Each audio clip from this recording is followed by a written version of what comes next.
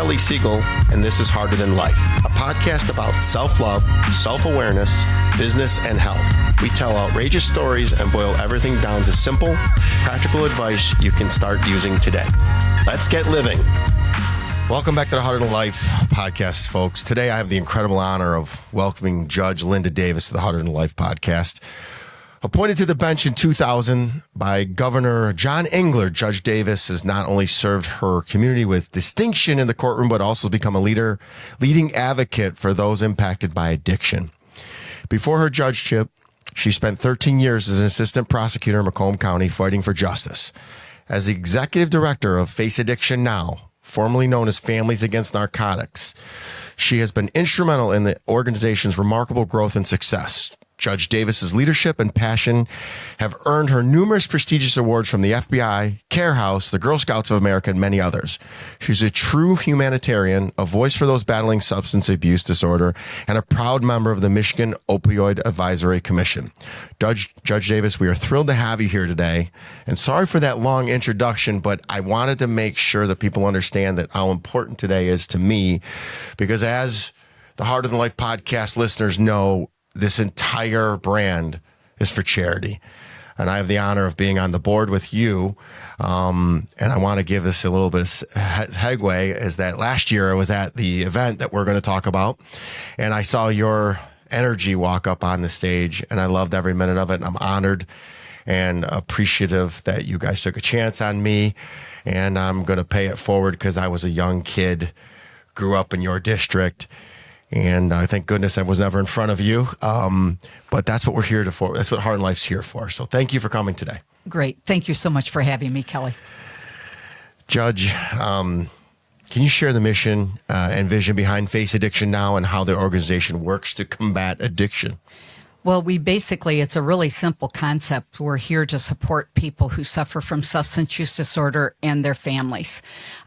We know now that addiction is a disease. It's not a moral failing. And yet we as a society have treated it as though it's a moral failing, incarcerating people that are simply just using drugs to get through to the next day.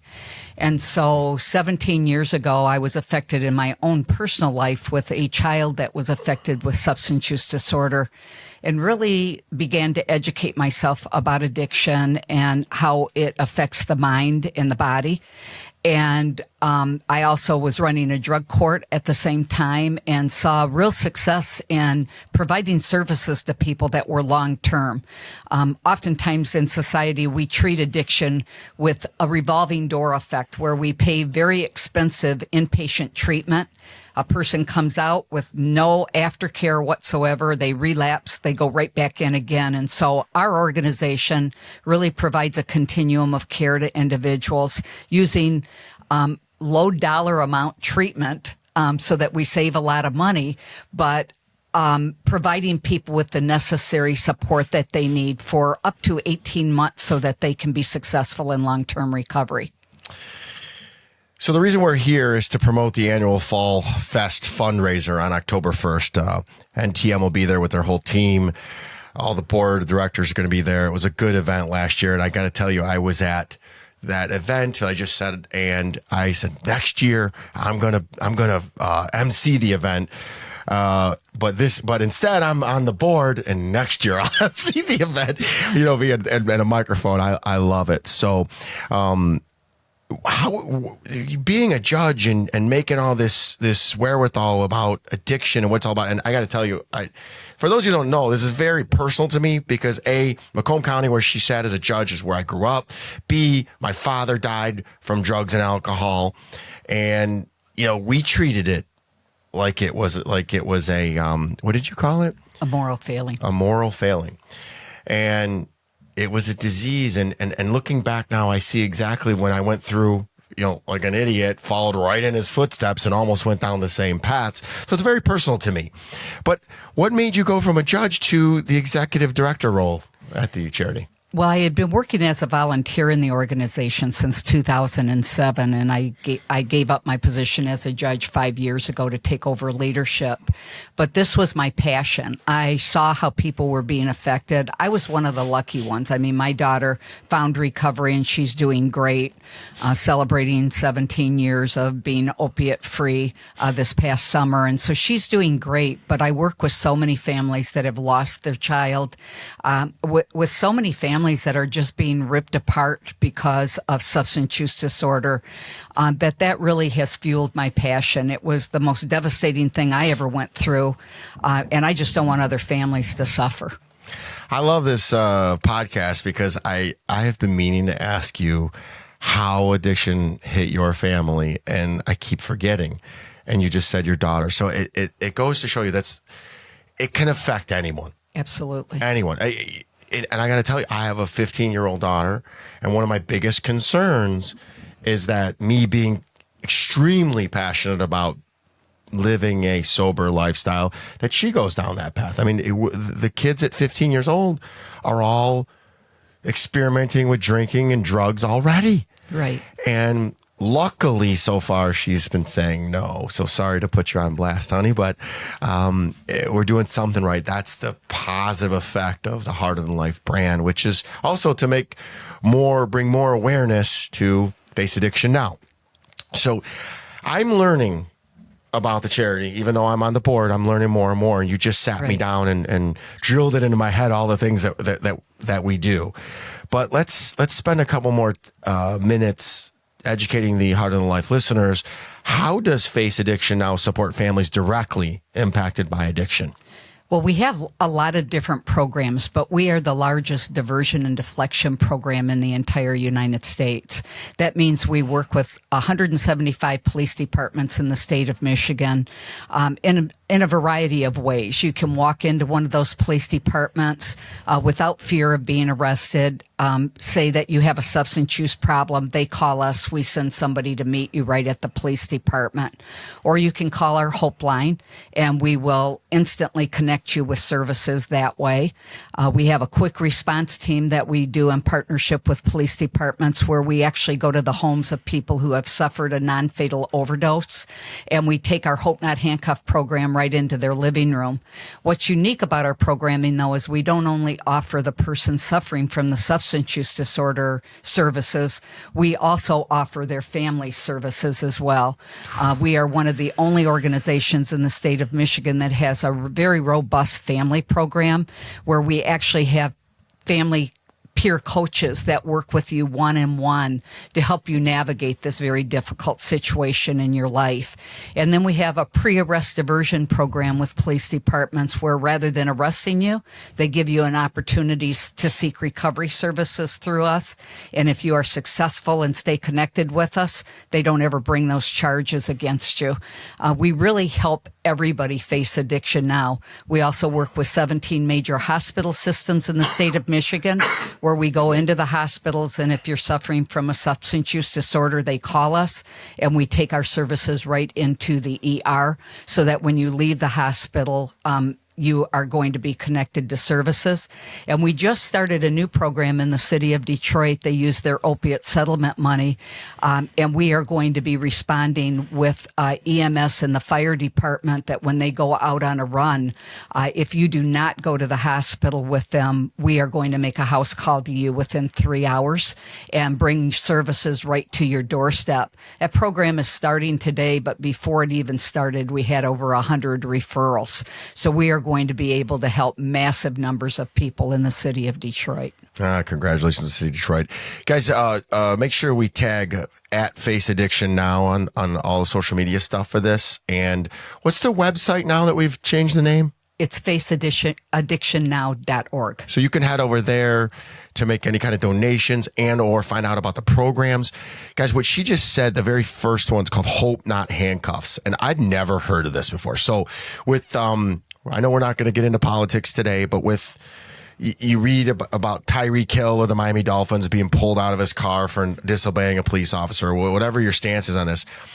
This is where you can go to the police and say, I'm addicted and I need help. and you will not get arrested. Right. I've never heard of anything like that before. That's wild. And who came up with that? There actually was a police chief in Gloucester, Massachusetts that started the program. It was a really small, very small population in Gloucester, Massachusetts, and he was constantly going on runs. They only had a couple of people in their police department, and so they were constantly going on runs to neighborhood kids that they knew were good kids that were overdosing and dying. He just got tired of it and said, look, we're not arresting these kids anymore. If you've got a problem, you walk in and talk to me personally, and I will call treatment facilities and get you in. And we thought, we could do that on a large scale. So we started that in 2017 with 23 police departments, and we have placed over 14,000 people and connected them with services and started their journey to recovery. That's just wild. It's so good. I just think back on how that might have helped my father. My father's passed away at 46 years old. I'm 48. And then I followed right in the footsteps and almost did the same damn thing. I never got to the point where I was, going to die or anything like that. But man, did I frickin' waste a lot of time and energy. And it's just so important to me that, guys, I've said 1,000 times, feeling is healing. Sit in your shit. There's no crutch that makes anything feel better. And I've told you 1,000 times, Harder Than Life fam, by the time it takes you to take a drug and feel it, and or take a drink and feel it, you could have sat in it, processed that feeling, and or called me or anybody and been through it before you take that poison into your body. So again, there are options. We're here.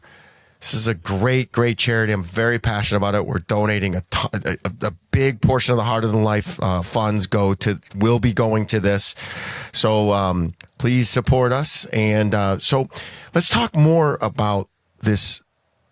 I always go back to the Hope Not Handcuffs, but you went through a list of the programs. So what are some other successful initiatives, and can we dig into those, and how have we implemented them to address the opioid crisis? Because you're hearing it, and again, I don't want to get into politics, but you're hearing on this presidential election more talk of opioids than I've ever heard before. Maybe it's because I'm involved in a charity now, but is it me, or are we talking about it more? Well, I think it's a more acceptable thing to talk about. Politically, it wasn't a popular thing to talk about addiction years ago. But with the opioid crisis and the overprescribing that went on and the number of deaths that occurred, I think it's become a more politically acceptable topic to talk about now.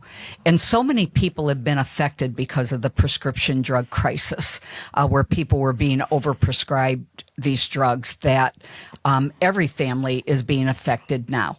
So it's just something that is so much on the minds of everybody because everybody knows somebody.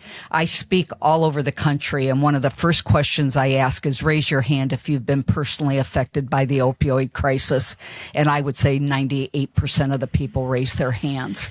And so I mean personally, meaning a relative or a close personal friend has passed away or has suffered immensely from this disease. And so I think because it's affected so many people, it's now a more acceptable thing to talk about. Oh, man, this is so wild. I'm going to deviate, and I want to ask a question. I have a 15-year-old daughter, and the number one thing in the world is to make sure to look for signs that there could be an issue. Opioids are a big thing nationally, but what is the vaping is big. And I wrote a paper a long time ago about legalization of marijuana, like 35 years ago. And the big negative against it is it's the gateway drug. What could we be looking for in our children to ensure or signs that they could be dabbling in drugs and alcohol? Well, first of all, before you even start looking, keep having conversations. That's the biggest thing, is that we think our kids aren't listening to us, but they really do. And what you want to do is create an environment where if they are going to start to move in that direction, that they're remembering something that their dad or their mom said. Be open with your kids. This is a huge crisis in the United States. Don't be afraid to talk to your kids about it. You know, we live in this fear of we're going to anger our kids for some reason. We need to drop that. That's our job as parents, is to talk to our kids. And then any signs that you see are a change in behavior. Don't just assume it's normal teenage behavior. It's a mistake I made. You know, their appearance starts changing. Their friends start changing. They're disinterested in things that they were once interested in. Any of those kind of things are things. Vaping is harder because it doesn't cause tremendous personality changes. But when the drugs get stronger, you start seeing things. They're tired more often. They're disinterested in school. Any kind of drug use is going to cause those kind of things on some kind of a level. And so just be super aware of what your kids are doing. Be involved in their lives, and don't be afraid of prodding. That is our right as parents, is to prod into our children's lives. Don't be afraid that you're going to hurt their feelings or make them angry. If your kids aren't angry at you, you're not doing your job. Oh, that's a great reel. If your kids aren't angry, you're out there. Did you hear that, Ari? She's always mad at me. I'm gonna pry a little bit because I want to use your daughter in your instance as of a blueprint. What did you notice in your daughter? How did it get bad? And then how did you overcome it? Well, everything that I just said is exactly the lessons I learned, is that I saw changes in behavior, but she was 17 years of age at the time, and a lot of that just appears to be normal behavior, loss of weight. She'd started dating, and so obviously girls lose weight. They try to change their appearances. She had become sloppy in her behavior, but the guy she was dating was a little sloppy in his behavior, so I justified that.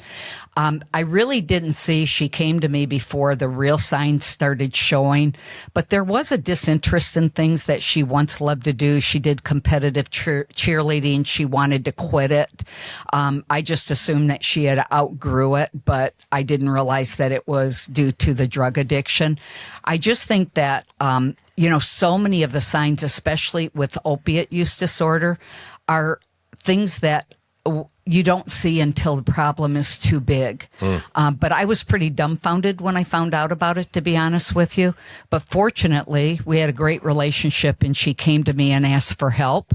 And that started the process. That's not the normal way people find treatment, is to tell their parents. What did you do? That's the real answer the question I was looking for. Like, what did you do? Was there programs back then like that's exactly what led me to lead this organization, is that being a judge, I thought this would be an easy process, that I would just make a few phone calls, we'd get her into treatment, and we'd have this problem resolved in no time.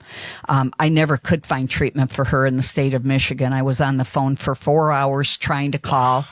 I was humiliated, called names, shamed by the fact that I was asking for help. I was told repeatedly that morning that she was probably going to die and that I needed to brace myself for it.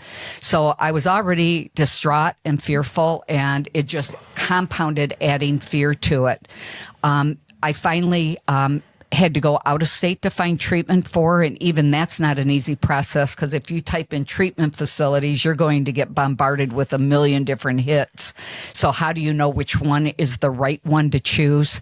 And that's kind of what we decided to do, is to make this easy for people.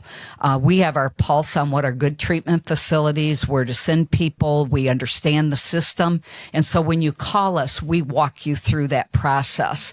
But I knew that morning that with the trouble that I went through trying to find treatment for her, that if we ever got through this, that I was going to be the voice of change in the state of Michigan. I love that. You're beautiful. We're going to get into stigma in a second, but I want to, if it's okay with you, and if I pry a little too much and it's too personal, just stop me. What was she doing? Like, how did she get in? I'm asking because this is so near and dear. I have a 15-year-old daughter, and this is my biggest fear in the world. That's it. Nothing else. None of my health. It's my daughter, because the abuse and the drug, the abuse stops with me, and she's had every advantage that I haven't had. And yeah, it just hit me. Sorry. And I don't want anything to ever happen to her. And so what was she doing? Like how did she get introduced to it? And then how did she what was the childhood trauma or whatever the thing that she was trying to I can't speak because I'm so freaking emotional. Compensate get me started for. too. I know I just start thinking about like bad things all of a sudden. It's like, what was she compensating for? What was she trying to cope with? Well, let's talk in more general terms about kids in general. Thank you. That's okay. That's all right. fine. Because her story is how she just corrected unique. me, by the way. Yeah. Her story is not unique to anybody. A lot of kids, especially back years ago, were getting addicted because of a sports injury, and were prescribed an opiate prescription that parents didn't know were addictive. Wait, what do they prescribe? Like Vicodin, oxycodone, hydrocodone, Norco. There's a whole array. There's like hundreds of opiate pills that are on the market. So parents really need to be diligent about what their kids are taking. My daughter was prescribed opiates for a knee injury that she had. I had no idea what I was giving her. And so we really need to question our doctors, make sure that they're not giving our kids something that are addictive, and insist that if there is an alternative to a medicine that is a narcotic, that it be used as the first go-to, instead of going right to, the highest level of pain medication that you can give. But a lot of kids got addicted because of a wisdom tooth being pulled and they were prescribed medication. Other kids are just experimenting. I mean, experimentation with alcohol and drugs, it's been happening since cave days. It has. We did it when we were kids. Fortunately for us, though, like when I was growing up, alcohol was the only thing anybody in my class ever used. And kids experimented with that. And most kids could handle it, but some kids, if they're wired differently, just couldn't and never came back from it.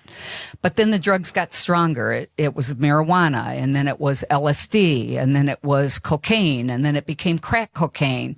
And then it became opioids. And the problem is that these drugs are so strong that you can't bounce back from them the way you did with the other drugs. And now everything is being laced with like fentanyl, which is incredibly deadly.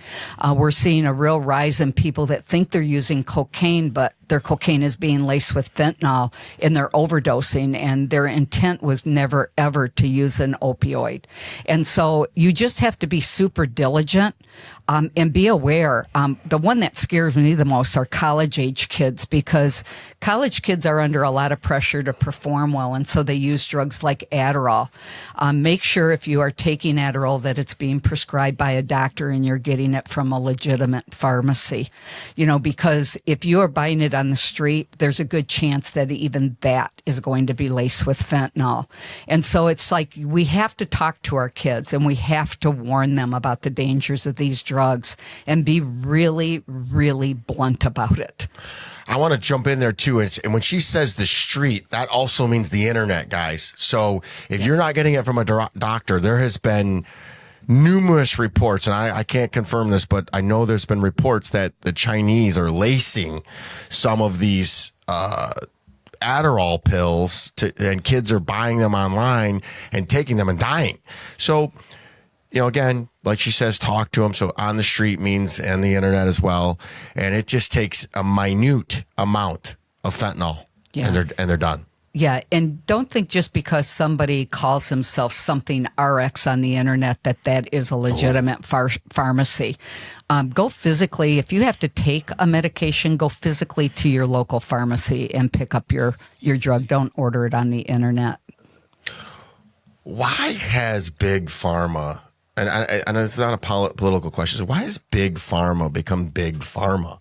Because it's big money. There you go. Everything is driven by the almighty dollar. Where did we get to the point in our lives where it's a pill for everything? I mean, you're sad, take a pill. You can't get an erection, take a pill. You can't. I get a knee injury. Everything is the quick fix. Where did we go? We're people of age. When did this? We used to be tough. Yeah. When did we get soft? I think we've just done that with an array of things. We become touchy-feely people, and that's not a bad thing in some circumstances. But like, we don't let our kids experience failure. If your kid's on a little league team, everybody gets a trophy. Even if they're horrible at playing the sport, they get a trophy. We build this thing that we don't let kids learn. We don't let them learn how to experience disappointment and pain. And then when they get older, they don't know how to cope with those kind of things. And so they see their parents taking pills. People pop pills for, like you said, just about everything now, to wake up, to go to sleep, to feel good. And I don't want to get away from that. Some people need medication. I mean, I'm not nixing medication across the board, but be careful with it. We need to teach coping skills to kids. And we've gotten away from that. We want kids to feel good all the time. And like you said, life is hard, and you need to deal with the hard parts of life too. And so I think that's where a lot of drug use with both adults and young people come in, is we just don't want to feel anything that's negative. And unfortunately, life has a lot of negative feelings in it. Yeah, I've been thinking a lot about that Rocky Balboa quote where he says life's going to be hard, it's going to hit you, and you got to be able to take that hit and hit back harder. And that's literally where harder life comes from. Right. And I have had every disadvantage known to man. And the thing about life is, I believe in God, and I believe God is telling us, showing us where we need to get better. And the repetitive bad negativity in your life is exactly where you need to get better. So if you, every single time that you feel bad and you pop a pill or take a drink, write that down, what you just felt like. There's your portal to happiness. Solve that thing. And it could, and I'm not saying that's easy no, in any way, shape, or form, because that's how hard in life was. But I took myself to the brink and almost went too far. So you brought up stigma. How has the stigma surrounding addiction evolved over the years, and what work still needs to be done? Well, we've come a long way with stigma. We're having conversations about addiction now, so that's really dispelling stigma. If you look at TV programs, you can tell that stigma is really starting to be addressed, even like in movies like Law and Order and all of the law shows that are on TV, where they're no longer just painting a horrible picture of someone that suffers from addiction, but talking about who they were before the addiction took place, that this was a good person, that this happened to them, and they went down this road.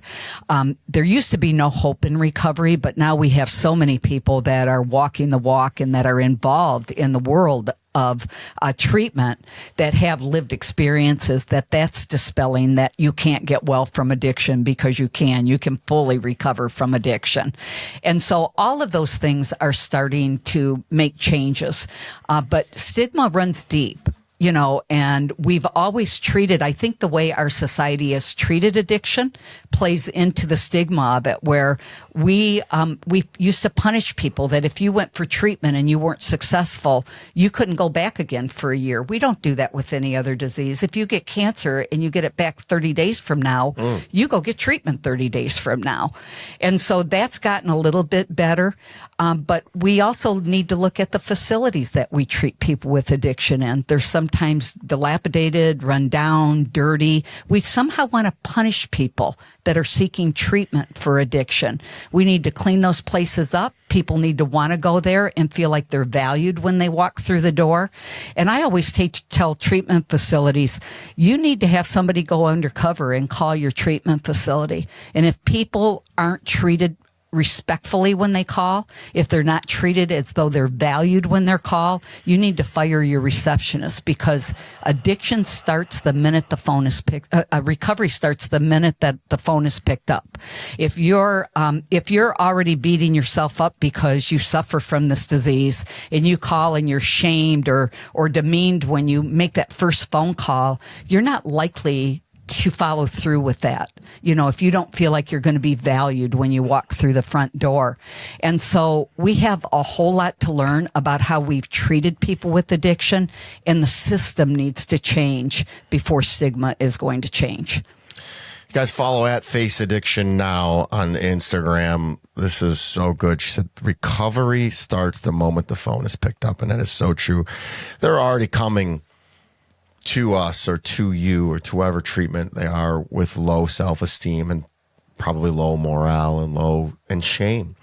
So to make them feel worse, you just push them away and you can lose them immediately. So there's no shame. And I think about it to this day. I'm talking belief. I still struggle with saying I was an alcoholic because I walked away from it cold turkey. I didn't go to any treatment. I just said, I'm done. And I walked away. So the first step in the 12 steps is admit you're powerless over alcohol. I don't think I was powerless if I could just walk away from it, but it's irrelevant.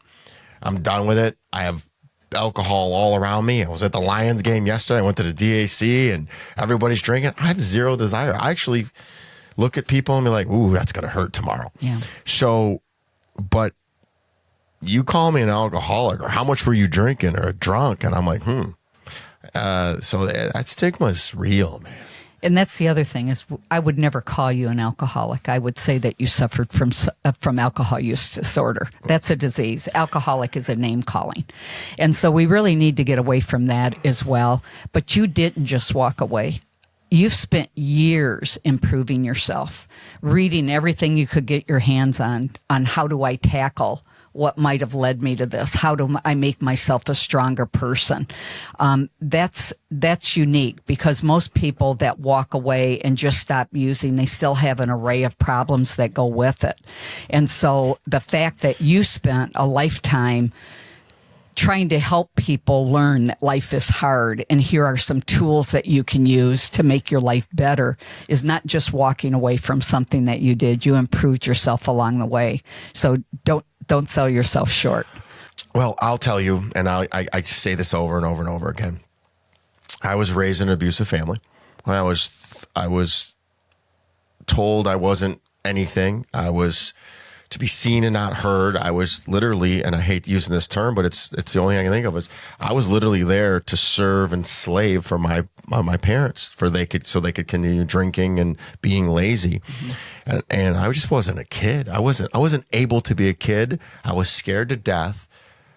And the moment I was able to look at that and realize my parents did the best they could with what they had, and I took back my power, the need, the desire, and the want of alcohol went away just like that. So if you can find whatever it is, and I ask people this every time they reach out to me for drinking, do you know why you drink? And most of them do, but it's usually a layer or two deeper than that. And mine was everybody loved drinking Kelly. He was the life of the party, and he could get all the love he needed. Well, guess where I could get all the love I needed? From myself. Yep. And man, it's growing and growing. And it's no coincidence that I grow the love for myself and being able to provide everything I need from inside. The brand is growing. We're going to be making bigger donations. The podcast has reached top 20. We're going to get to number 1. All manifested inside me, and you can too. I share that not for the feel goods. It's if I can do it, I'm just a poor old kid from frickin' Warren, South Warren. Yeah, I'm a lot older than you, and I just say that we learn from our mistakes, and if you stop trying to improve yourself, I don't care what age you are, you're done. It's like I wake up every morning and tell myself what I'm grateful for. I think about the things about myself that I need to change, and I work on doing those. And I think we can continue to grow and be better people every single day. And you're living proof of that. I mean, you just constantly are trying to better yourself, better your program, and help the people that are listening to you better themselves. Oh, sing it, please, because people think that I'm being arrogant. I've lived both sides of the life. And I want everybody in this world to wake up every single morning the way that I wake up and love their life and happy. And I watch, you wrote here, learn from their mistakes. As a judge, you know that most don't. And that's the saddest part about this. And that's why I'm going to scream every day until I take my last breath. Guys, this is an internal battle. You're not facing it alone. Success has help. So we're here. That's why programs like ours exist. That's why Harder Than Life exists. But you're not alone. And it's just, oh my God, life is so good. I just can't tell you enough on being sober and clean and facing things. It's so much easier. And I don't have to wake up and wonder where my car is or what I did last night, and saved a lot of money. So I really want everybody to understand that we do need to learn from our mistakes. A mistake repeated several times is a habit, and we have to break those habits. And that's how you break addiction. It becomes a habit. So, right. All right. I think they say in treatment facilities, if you keep doing the same thing over and over again and it's not working, you need to change what you're doing to get a different result. And I think that's true across everything that deals with addiction, is that with treatment facilities, if we're doing the same thing over and over again, it's not working, we need to change what we're doing. Our jail system, if we're arresting people over and over again and it's not working, we need to change what we're doing. I think that's kind of a good model for everything, is if you're not happy with where you're at, you need to look at what you're doing on a routine basis and you need to change it up. What therapy do you think would you recommend for young people? Is it just talk therapy? Or if you think you may have an issue, but you're not sure, what should that person do? I run into them all the time. That's why I ask you that. People are like, well, I only drink on these days, and I only take Adderall when I have to get a job done. When do you know that it might be misaligned? And what can you do? Well, clearly, when you wake up in the morning and you're thinking about if you're going to drink that day or if you're going to take a pill that day, you're well on your way to a problem. Well, hold on. How about if you need it to do it? Nothing in life requires you to drink or take a pill. There's nothing. No, there's not. Oof. And so, other than if you have a true illness that you're taking medication for. I want to stress that because I don't want people that are taking legitimate medication to feel bad for that. But, I think that when your life begins to change and starts being centered around the drinking and centered around the taking of pills, that's when things are doing it. And when your self-identity is, like you had said, I was drinking Kelly and everybody liked to be around that guy, usually only other people that are drinking want to be around that guy, and so those aren't your true friends. But I think that you just have to really look at your life and is it affecting you? Are you thinking about it too much? Is this how you're getting through the day? Oof. And if it is, then you've got a problem. Yeah, I interviewed Amanda Kudo. She wrote the book Unbottled Potential, and she said, if you have to drink to make something fun, it probably just isn't fun. Right. So I take that for drugs too. Yeah. If you need drugs, drinking or drugs, probably just ain't fun. Yeah. Yeah, people self-medicate with alcohol and drugs, and that means that they're uncomfortable in a social situation, and so they think that's going to make them feel normal in that situation. I have a friend, and her daughter suffers from alcohol use disorder, and she was like you. She was the life of the party. I mean, always like over the top, hard to be around. She was so over the top. And we went out one time and she said she wanted to stop drinking. And I said, you and I have sat for hours talking today and you haven't made me laugh once. And I have enjoyed this conversation more than any conversation I've ever had with you because it's the first time you've let me see you. And I just think that that's where you really start changing when you're using drugs or alcohol to be something that you're not.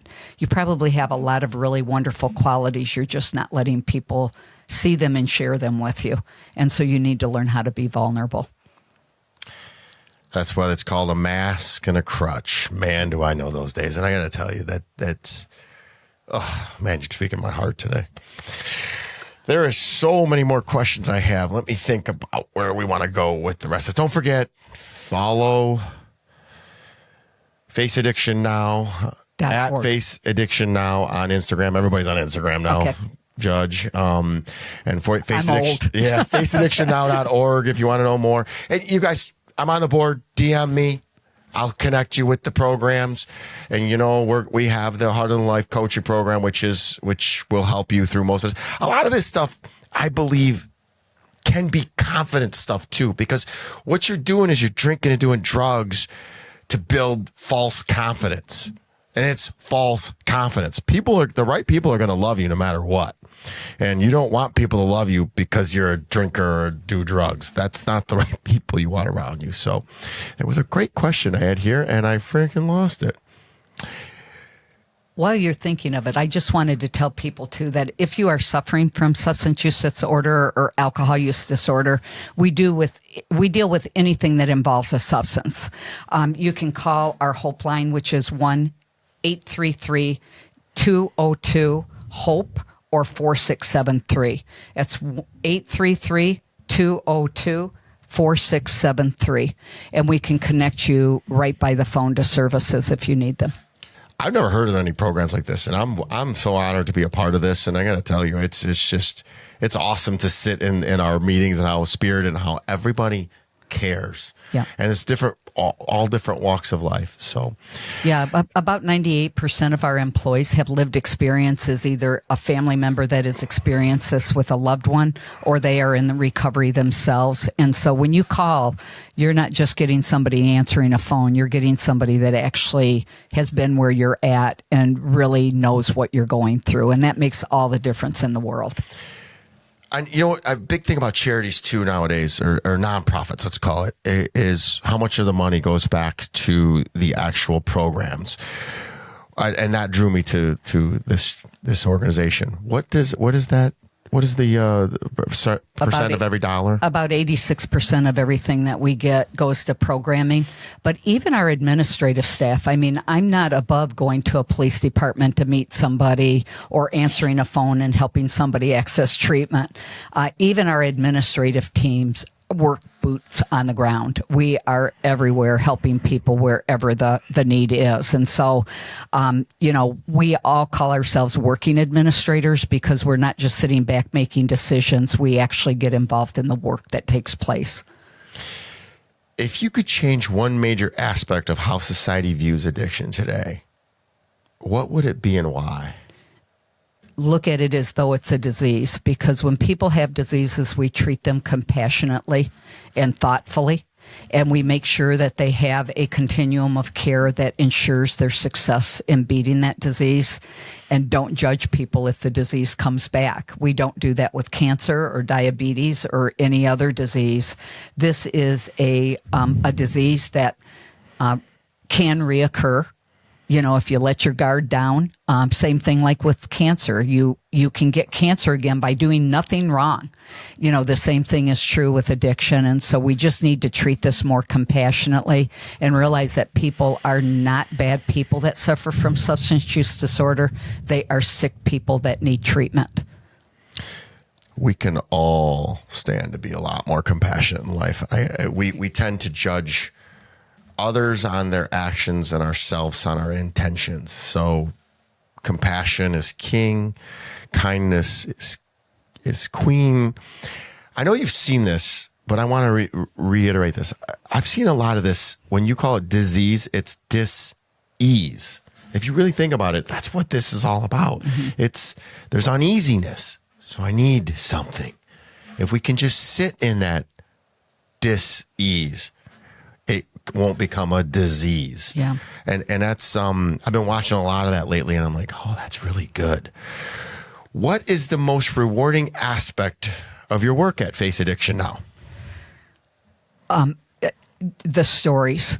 I mean, we get people writing us letters constantly about how their life has changed once they found FAN.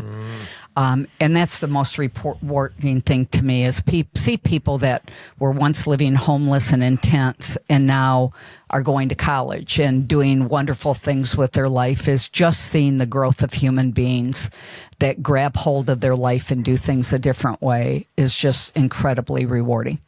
Thank you for sharing that. We talked about the Fall Fest fundraiser on October 1st. Where is it exactly? And how? And the tickets are available on our website, right? They are available on the website. Where is it? It's in Michigan, obviously, but yeah, it's in Macomb County on 25 Mile in Van Dyke. at the Palazzo Grande. It's an amazing event. All of our fundraisers obviously are to raise money, but they're also to really let you walk out knowing more than when you walked in about this. And so this is unlike any fundraiser you'll go to because it really will hit you in the heart. And we really share our successes with the community. And that's really an amazing thing to see. We are told constantly it's one of the best fundraisers that people have ever gone to.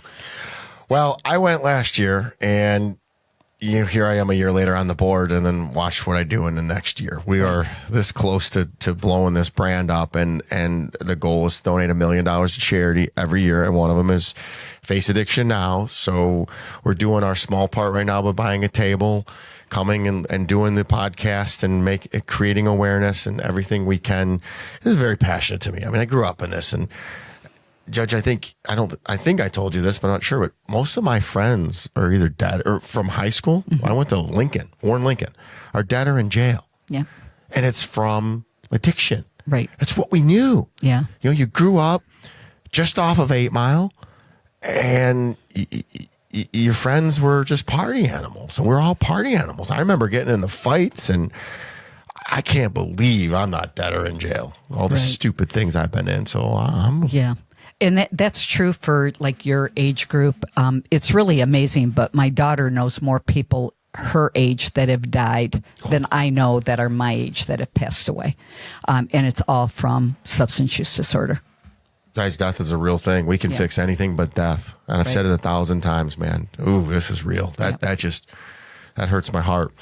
All right, a couple more questions. We'll get you out of here. Thank you for coming this morning, making this long trek. And I just love being a part of this, and I love everything you're doing, and thank you for being you.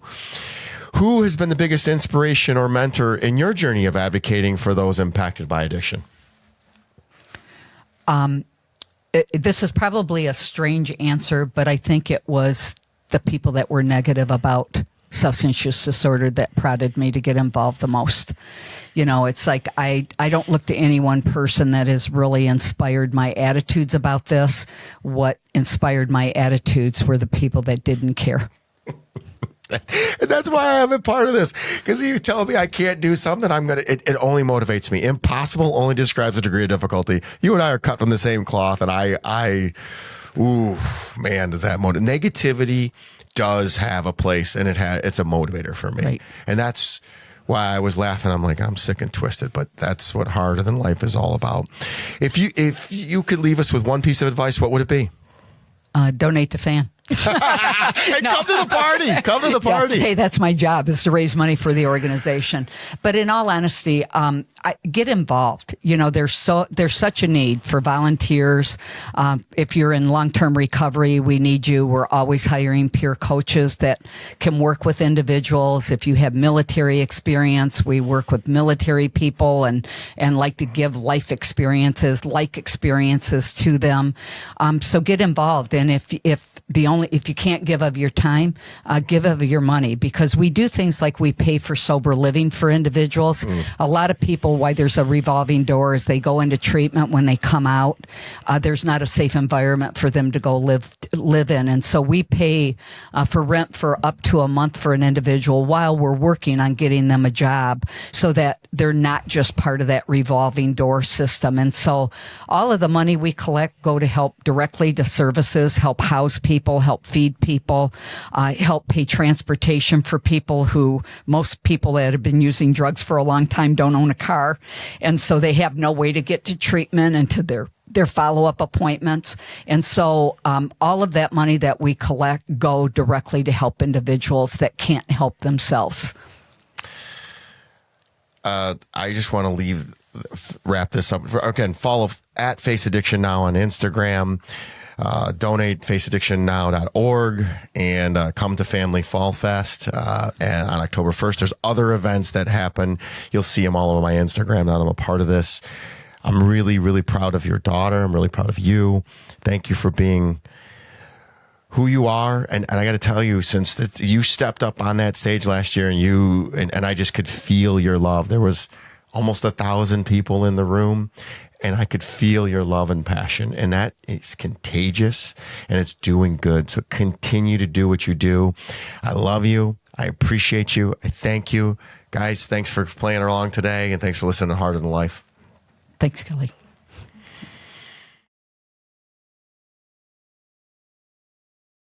Please rate and share this podcast. I'm active on all social platforms and love to hear from my Siegel supporters. Each and every episode is sponsored by my company, National Technology Management, the easiest and best IT company to do business with, delivering peace of mind with technology every day, even simplifying cybersecurity. Visit trustntm.com for more info. Until next week, be harder than life.